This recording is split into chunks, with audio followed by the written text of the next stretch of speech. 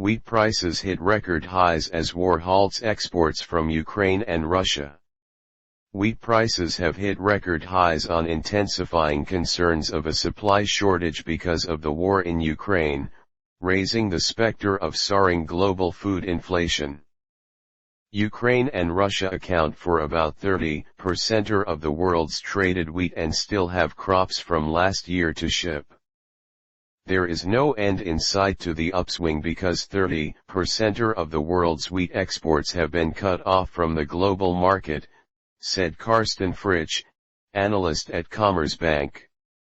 Wheat traded in Chicago, the international benchmark, has jumped more than 50% since Russia invaded Ukraine. Prices rose to as high as $13.40 a bushel on Friday, while European milling wheat in Paris hit a record of €406 per tonne. Food and agricultural experts have warned of increasing food insecurity in poorer countries, many of which are already suffering from high hunger levels because of the coronavirus pandemic.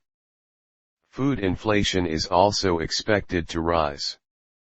In January, average food inflation around the world hit 7.8%, the highest level in 7 years, according to the IMF.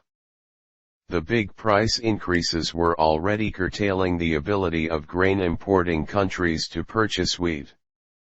Turkey, a leading buyer of Russian wheat, was forced to reduce its volumes for an international tender from its original targets. Demand was also shifting to alternative grains, said Commerzbank, leading to a significant rise in corn over the past few days. Corn traded in Chicago has risen almost 10% since the Russian invasion. Russia's war in Ukraine had disrupted global grain and energy markets, which would push up food prices with poorer food importing countries experiencing the most serious consequences, said Caitlin Welsh at U.S. think tank Center for Strategic and International Studies. Russia's war on Ukraine has the potential to exacerbate food insecurity around the world, she said. Grain exports have been halted by a lack of transportation because of port closures, while paying Russia has become more complex due to sanctions imposed by the West. Leading agricultural traders, including Archer Daniels Midland and Bunge, which buy and sell grains around the world, have closed their operations in Ukraine. Analysts and traders are concerned about the planting of this year's spring crop, including wheat, corn, and barley. The winter wheat planted during the European autumn may not be harvested in the summer.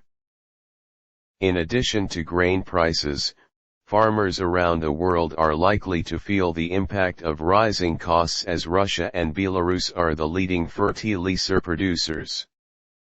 The Russian Industry and Trade Ministry recommended that fertilizer producers temporarily halt exports, according to Interfax. Both potash and phosphate are still some way off the record prices hit in 2008, but that record may well be tested over the coming weeks, said Chris Lawson, head of fertilizers at consultancy Crew. Brazil's agriculture minister Tereza Cristina said this week the country, which is the fourth largest consumer of fertilizers, had sufficient stocks until the start of the next harvest in October. She plans to visit Canada this month in order to negotiate more potash supplies. The South American nation imports around 80% of its fertilizers. Russia is the biggest source, providing around 1/4.